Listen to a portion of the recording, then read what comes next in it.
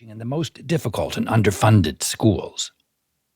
Despite impact, the children in wards 7 and 8, the most impoverished children, were still failing. Every year, from 2007 to 2011, more than 200 teachers would be fired during the summer, leaving the school district floundering to find qualified bodies to educate the nation's capital's poor and illiterate students. This was happening at the precipice of a national teacher shortage. Randy Weingarten, the president of the American Federation of Teachers, criticized the impact evaluation system at the time and what she called the chancellor's destructive cycle of hire, fire, repeat. Evaluations should include a component of student learning, of course, but there also has to be teacher development and support, Ms. Weingarten said. It can't just be a gotcha system like the one in D.C. Data from the District of Columbia Office of the State Superintendent reports that in the city's poorest communities, the schools in wards 7 and 8, only 8% of the students reached a level 4 or 5 on the PARCC assessment, met or exceeded expectations, in mathematics from 2011 to 2016. These same students were even less successful in reading. Did the impact of a mayor-appointed chancellor help to support the impoverished children who continued to fail generationally? The definitive answer is no.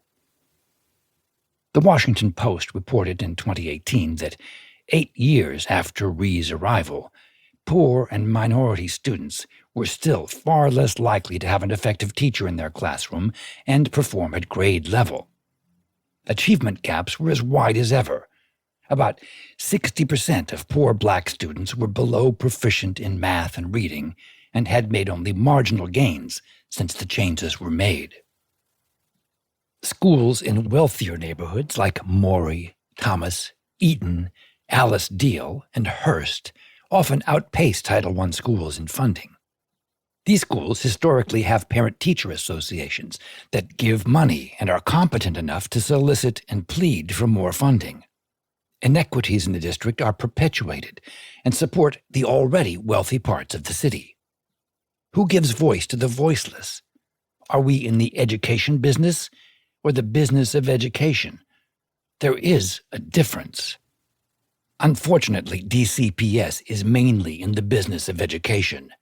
Their evaluation system didn't support a holistic approach or accept a pace of realistic, gradual change.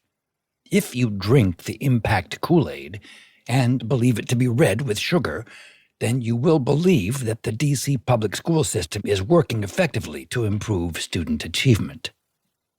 There were times when it was obvious that the school system was trying to integrate, begging high-income parents into those wards that historically enrolled fewer white students and more black and brown ones. Yet affluent parents rarely lived in wards 7 and 8, and if by chance they did, we did not see their children in those public schools. They would opt instead to take the long road trip to schools in Northwest and Northeast D.C. This flight from neighborhood schools was thwarted in 2016 when the school district started making it necessary to protect their blue-ribbon, well-funded schools with rules that made it difficult for some students to enroll. Charter schools were the preliminary answer for families facing this dilemma. Then, charter schools began kicking difficult or underperforming students out just after the October 1st enrollment deadline, once they received their funding based on those enrollment numbers. These schools did not want to have to deal with the students who had behavioral challenges or required special education. Time and time again, the poorest children, the ones who need the most help, were kicked to the curb.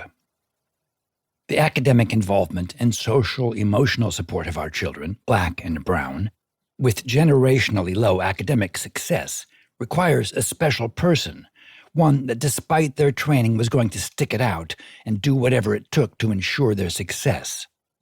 That person is Bernard Jankowski.